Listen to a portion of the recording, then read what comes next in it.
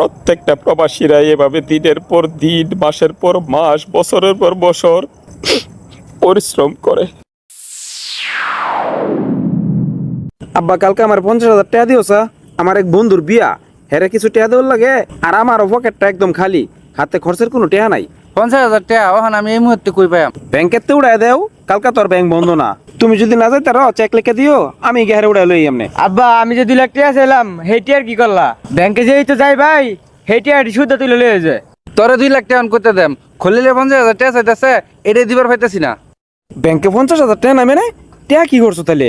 কি আর করছে, সব টাকা তো মেজু বাইরে দিয়ে দিছে। এই সবটা আমার মানে এই যে সুন্দর পোশাক পরুন, ভালো ভালো খাবার খান, লে আফারা করুন, টাকা করতে।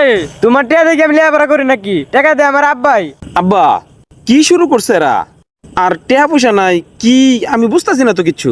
এই তোরা দুজন থামবে। থাম থাম কি তোমার ছোট পুতে কি কর টাকা বলে বেকার নিছি গা। খারাপ কি কইছে? ব্যবসার লাগে তো তুই টাকা বেশি নিছস, কাল্লা খুলিলে 50,000 টাকা দিয়ে দিবে। টাকা অনেক করতে দেম, সবটা 10 বছর লাগে আছি, আর কইলে করে 50,000 টাকা বার করে দেবো নাকি?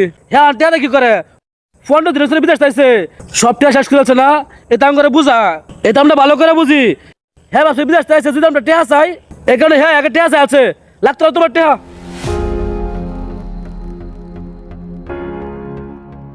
এতে কি কয়ে গেল আব্বা? আমি তো কিছুই বুঝতেছি না।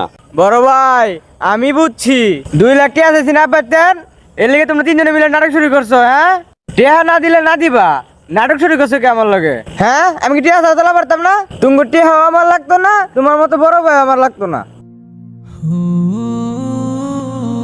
আব্বা কি শুরু হইলো বাড়ির মধ্যে?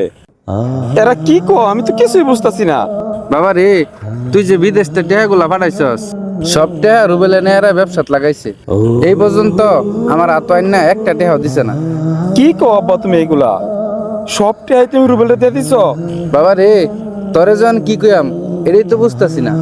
হ্যাঁ তো কইছে ব্যবসা করব, আর ব্যবসা করলে সবারই ভালো হইব।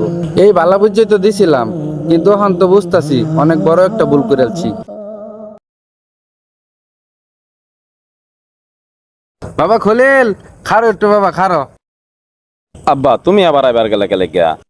বাবা রে, 6 মাসের ছুটি তায়া 15 দিনের মাথা যাইতেছস গা। আমি কি চইল তো বুঝি। আব্বা কি করতাম কও? সুদূর প্রবাসে পইরা তাই বাপ বাইগর মুহ একটু হাসি দেখার লাগিয়া ঈদের দিন পর্যন্ত কাজ করতে হয়। প্রবাসীগণ না, ঈদ নাই বাবা।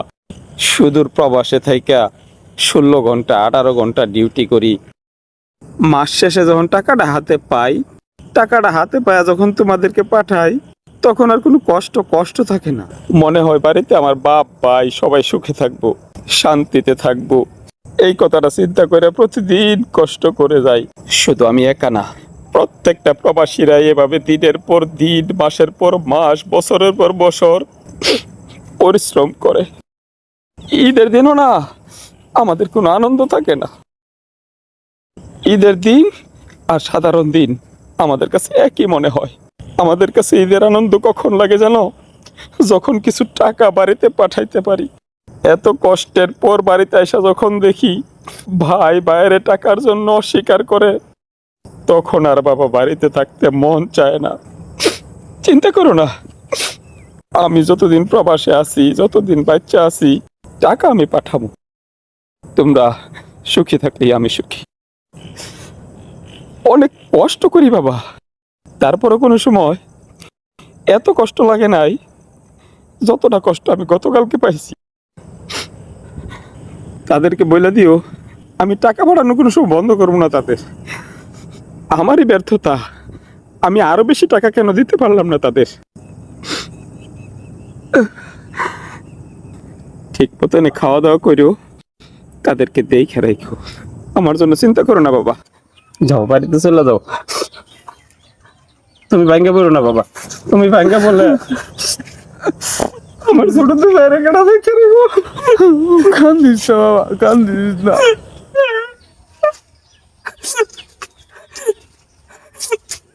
যাও বাবা, তুমি না গেলাম যাও, যাও সব দামে যাইস। তুমি গেলে আমি গাড়িতে নাম যাও, যাও।